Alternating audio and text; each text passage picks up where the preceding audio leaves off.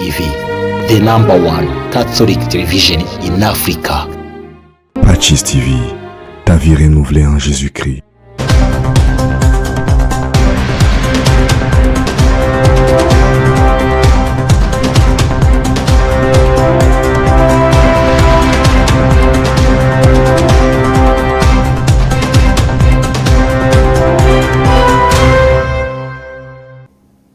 Hello and welcome once again on PACIS TV English weekly news.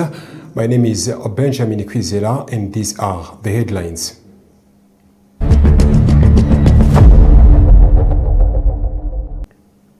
His Excellency the President of the Republic of Rwanda, Paul Kagame, has made significant changes to Rwanda's cabinet, appointing new ministers while also naming several new ambassadors to represent Rwanda abroad.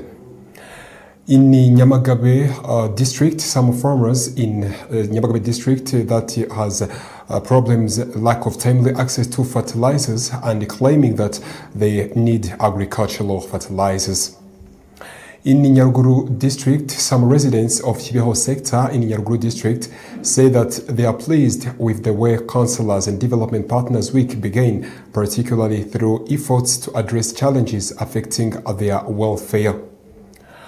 In international news, the US says that it has carried out a series of strikes on Iranian military and surveillance sites to respond to the downing of an American helicopter in the Gulf.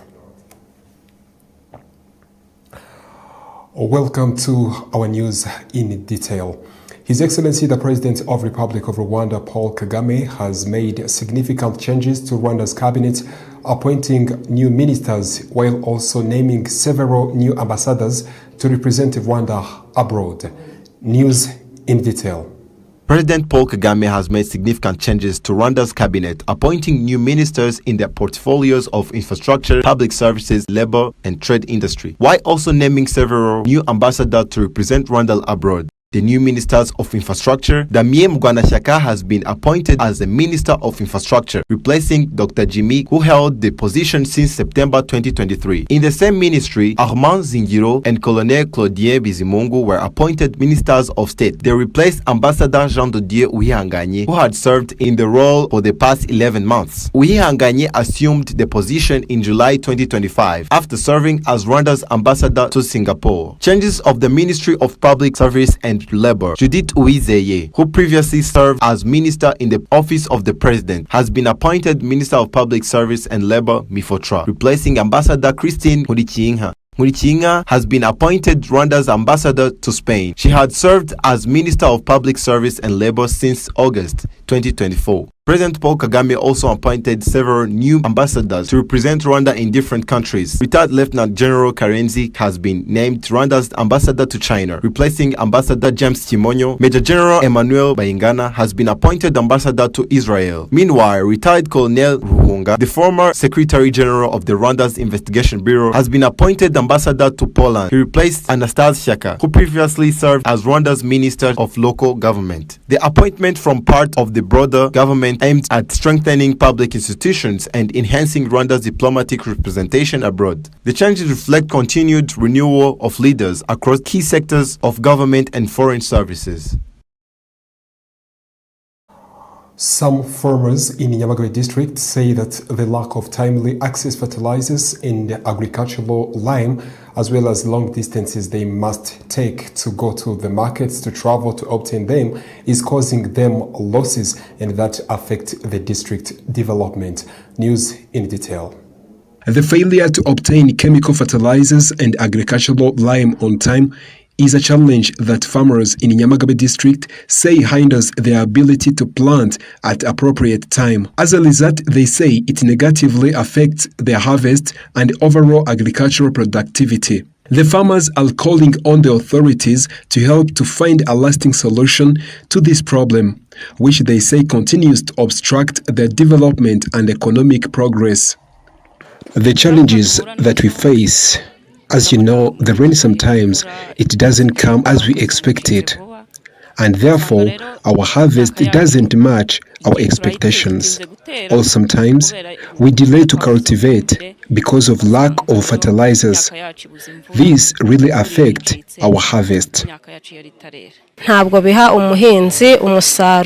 The Vice Mayor of Nyamagabe District in charge of economic development, Tade Habimana, says that the district authorities have already taken steps to address the issue of delayed fertilizers availability that farmers have raised. The fertilizers that we use, especially here in Nyamagabe district, in this year's annual budget, we have target of using DAP more than 1,300 tons, and I think that will help our citizens to obtain enough fertilizers to increase their harvest.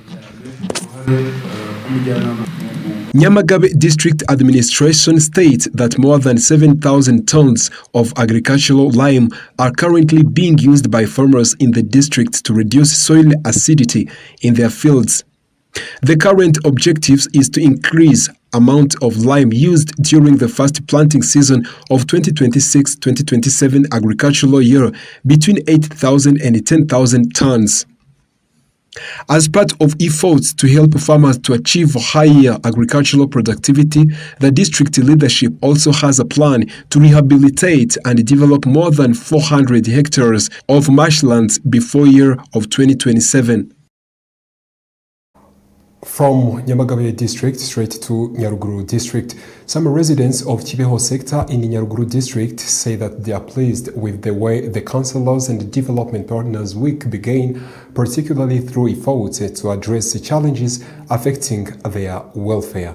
News in detail. The Councillors and Development Partners Week in the Nyaruguru district officially commenced this Monday in Kibeho sector with the aim of jointly addressing issues that negatively affect well-being of vulnerable residents.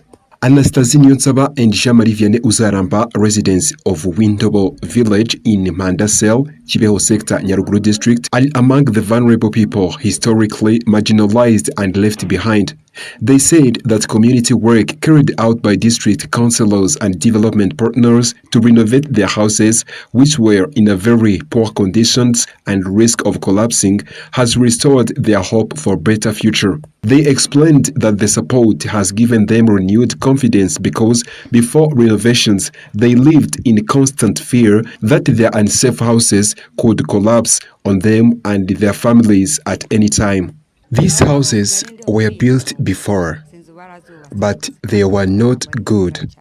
Especially during rainy season, we suffered a lot because the way the houses were built was not convenient. We used to suffer because we lived in a very risky houses.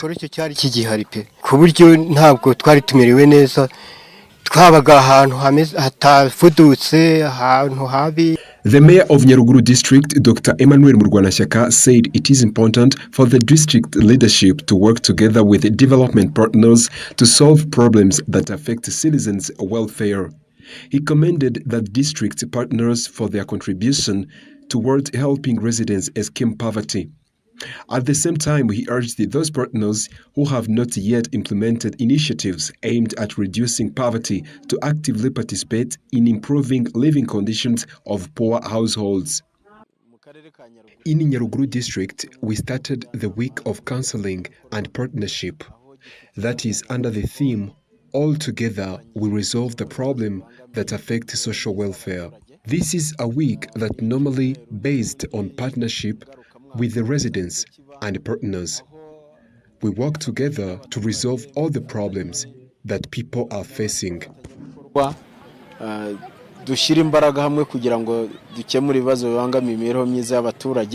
As a part of this program to address social welfare challenges, councillors and development partners in Nyaruguru district also carried out various support activities in Kibeho sector. Some vulnerable residents received cows, while others were provided with roofing sheets to improve their homes and construct or renovate sanitation facilities. The Vice Mayor of Nyaruguru District in charge of social affairs, Assumpta Byukusenge, has commended the leaders and the members of the ADPR Church in Nyaruguru Parish for their continued contribution to improving the welfare of genocide survivors and encouraging youth, especially youth from Nyaruguru district, to fight against any kind of genocide ideology. News in detail.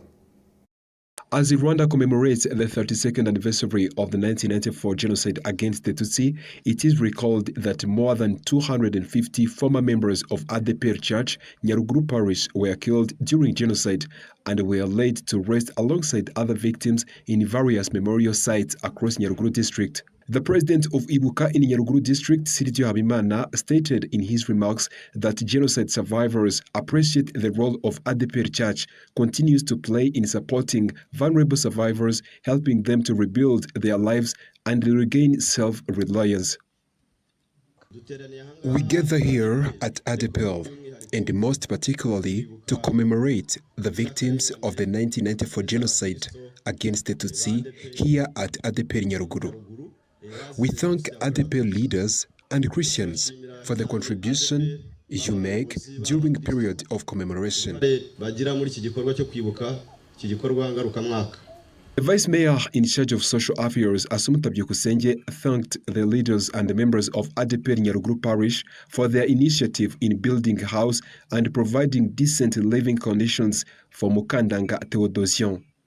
She also urged them to continue teaching Christian values to their members while promoting national unity among Rwandans and combating any ideology based on hatred and division that led to 1994 genocide against the Tutsi. It is very important for us to know the history. Ndumunyarwanda is a source of unity and energy as Rwandans. As ADEPR, you have done many things. For instance, this house for Theodosi. You played a big role, so you helped us as leaders. Thank you for that love and compassion.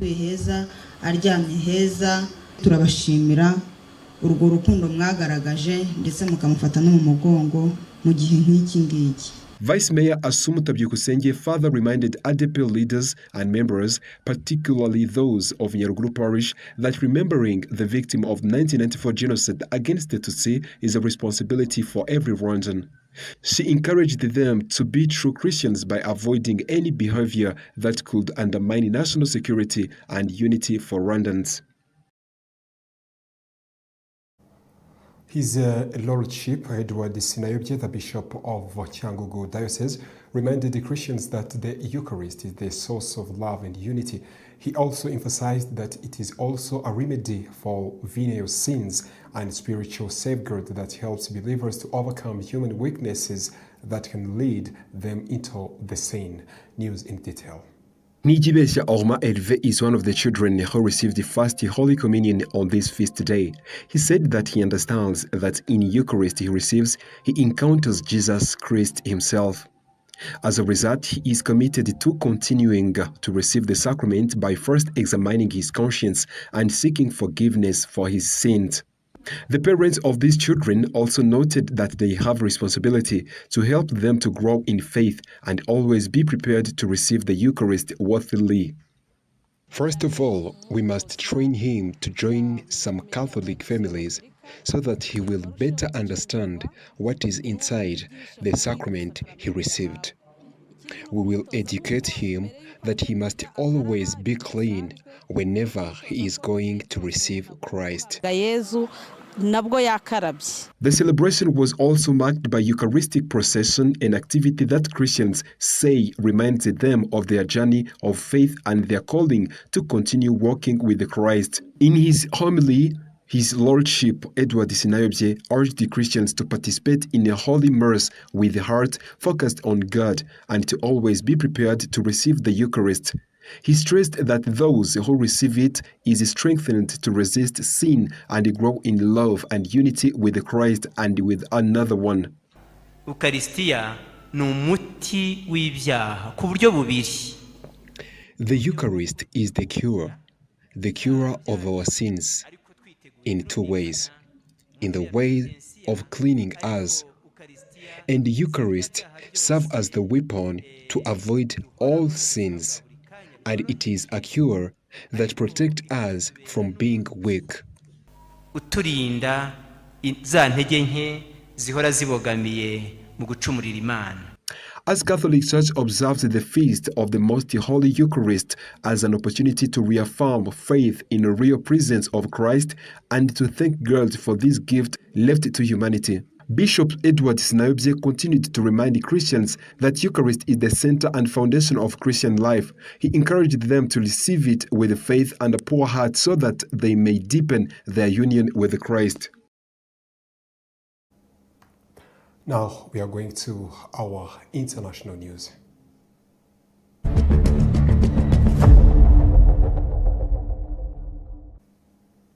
In international news, the US says it has carried out a series of strikes on Iranian military and surveillance sites in response to the downing of an American helicopter in the Gulf. News in detail. Ground control stations and radar sites were targeted near the Strait of Hormuz, the U.S. Military Central Command said. In a response, Iran's Islamic Revolutionary Guard Corps, IRGC, said it launched strikes on 21 targets at the U.S. bases in the region, one in Bahrain and other in Jordan, while Kuwait's army said it was also intercepting an attack. The U.S. has described its strike as a proportional response for the Apache helicopter downing on Monday, while the IRGC described the attacks as vicious. U.S. President Donald Trump had earlier accused Iran of shooting down the helicopter and said U.S. must of necessity respond. The two crew members survived and were rescued by an American sea drone. According to U.S. officials, Iran used a drone to launch the attack on the helicopter, but it is not clear whether the Iranian drone had deliberately attacked. An unnamed U.S. official told CBS News President Trump said the helicopter had been patrolling the Strait of Hormuz, a critical shipping channel that was effectively closed days after the U.S. and Israel launched its first strikes on Iran in late February. On Wednesday, the IRGC said U.S. strikes had damaged a telecommunication tower and two water tanks and added the U.S. had targeted the cities of Jask and Sirik. U.S. officials are yet to comment on reports of attacks on its bases, and it is unclear if there has been any damage. Jordan's military said it had shot down 5 missiles fired from Iran. Area on-air raid alert was issued in Bahrain, according to local authorities who said Iranian attacks had been repelled. On the fourth day of his apostolic journey to Spain, His Holiness Pope Leo XIV closed his time in Madrid meeting volunteers before taking a short flight to the northeast part of country, Barcelona. News in detail.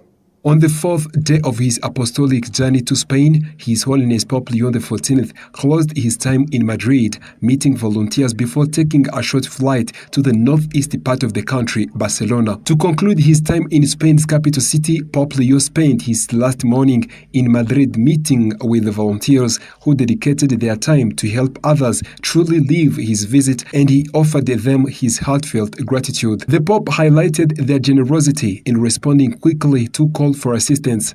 Pope Leo urged all Christians to bring the living of selfless to everyone. Selflessness is like a leaven that makes the human, ethical and spiritual dimensions of a society grow, and it is a distinctive element of City of God. Around noon, Pope Leo arrived at his second destination of apostolic journey, Barcelona, at the city's cathedral and the Holy Cross at St. Eulalia. He began with midday prayer after being met with the crowds along the streets. Using his love and knowledge of languages, the Pope delivered his homily in a mixture of Catalan and Spanish. And that story brings us to an end of our weekly English news on PACIS TV. But before we close, let's go back to top stories.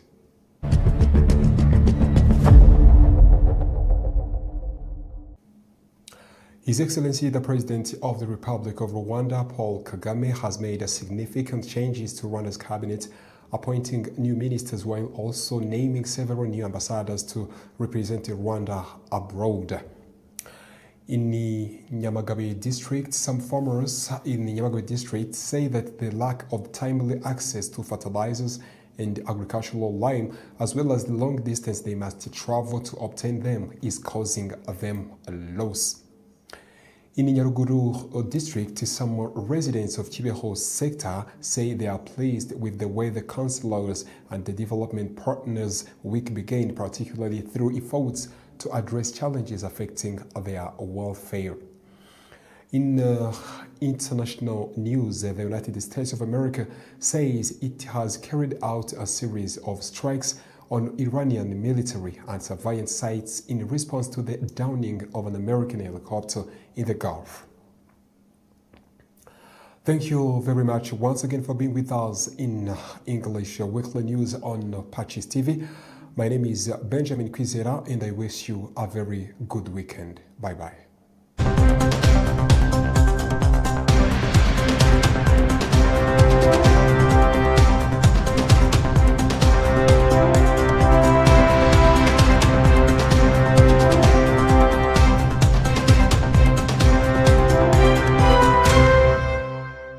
PACIS TV, the number